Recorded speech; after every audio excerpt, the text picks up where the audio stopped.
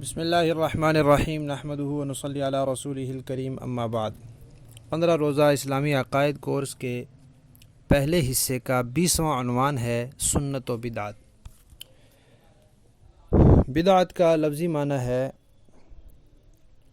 نئی چیز، نئی بات، جس کا پہلے سے کوئی نمونہ نہ ہو، ایسی کوئی نئی رسم نکالنا۔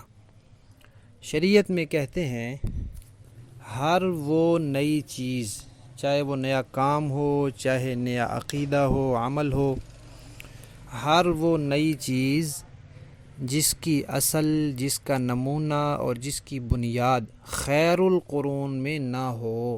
خیر القرون کا مطلب بہترین زمانہ۔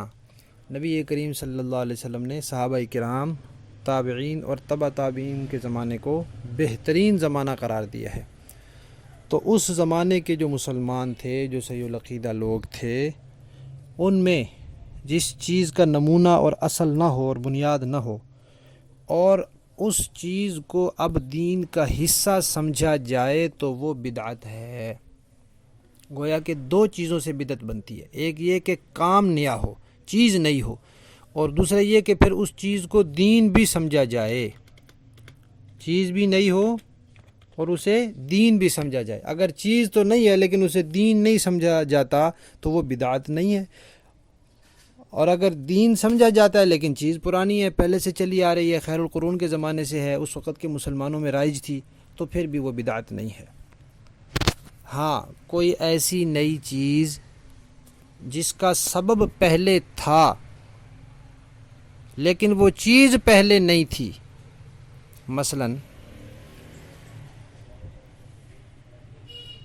جنازے پہلے بھی تھے، خیر القرون کے زمانے کے لوگ بھی جنازہ پڑھتے تھے، تو جنازہ موجود تھا، لیکن جنازے کے بعد وہ لوگ دعا نہیں کرتے تھے۔ سبب تو موجود تھا، سبب ہے اس کا جنازہ، ایک مسلمان ہے، فوت ہو گیا، اس کا جنازہ پڑا ہے، تو سبب موجود تھا لیکن چیز نہیں تھی۔ اب اگر کوئی جنازے کے ساتھ دعا پڑھے گا تو یہ بدعت ہوگا، یہ عمل بدعت ہوگا، اس لیے کہ اس چیز کا نمونہ خیر القرون میں نہیں ہے اور اس چیز کا سبب خیر القرون میں موجود ہے۔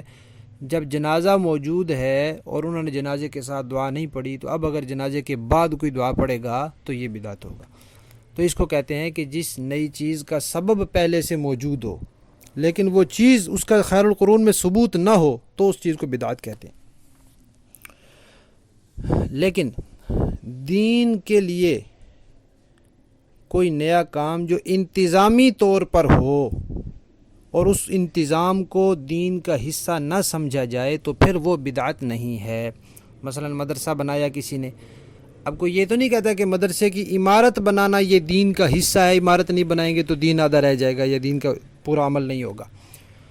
یا مدارس میں جو ایک ترتیب ہے کہ پہلے یہ کتابیں پڑھائی جاتی ہیں، پھر دوسری، پھر اگلی، تو یہ اس ترتیب کو کوئی دین کا حصہ نہیں سمجھتا کہ کسی نے وہ کتاب پہلے پڑھ لی تو وہ بے دین ہو جائے گا یا وہ دین کے خلاف کر رہا ہوگا۔ نہیں، اس ترتیب کو، اس انتظام کو کوئی دین نہیں سمجھتا۔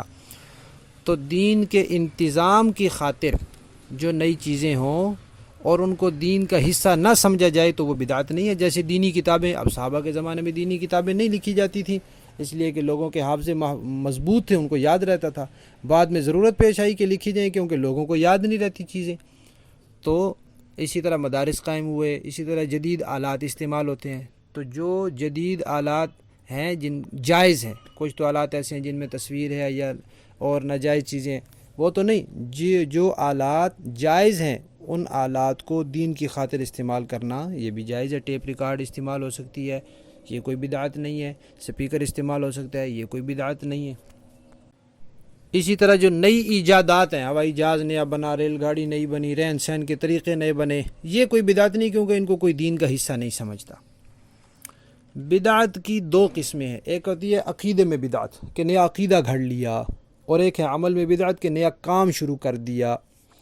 پھر عقیدے میں جو بدعت ہوتی ہے وہ بھی دو طرح کی ہوتی ہے، ایک وہ کہ اتنا غلط عقیدہ گھڑا کہ کفر تک پہنچ گیا، اور ایک وہ ہے کہ اتنا غلط عقیدہ تو نہیں تھا کہ کفر تک پہنچا لیکن بہرحال اہل سنت کے دائرے سے نکل گیا۔ تو دونوں قسم کی بدعتیں پائی جاتی ہیں۔ اور کفر اور شرک کے بعد سب سے بڑا گناہ بدعت ہے۔ حدیث شریف میں ہے کہ بدعتی کو توبہ کی توفیق نہیں ملتی، اس لیے کہ وہ اس کو نیکی سمجھ کے کرتا ہے، ثواب کا کام سمجھ کے کرتا ہے۔ جب وہ اس کو نیکی سمجھ کے کر رہا ہے، ثواب سمجھ کے کر رہا ہے، تو وہ اسے توبہ کیوں کرے گا؟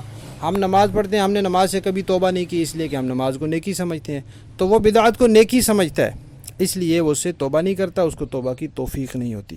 ہاں، اس کا عقیدہ ٹھیک ہو جائے، وہ اس کو بدعت سمجھے، تو پھر اس کو توبہ کی توفیق ہوتی ہے، لیکن جب تک وہ اس کو بدعت سمجھتا ہے تب تک اس کو توبہ کی توفیق نہیں ہوتی۔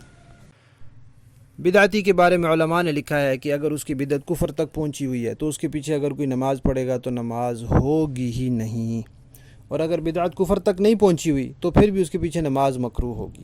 لہذا باجماعت نماز پڑھنا بھی ضروری ہے، لیکن صحیح العقیدہ امام کے پیچھے ہی پڑھنی چاہیے۔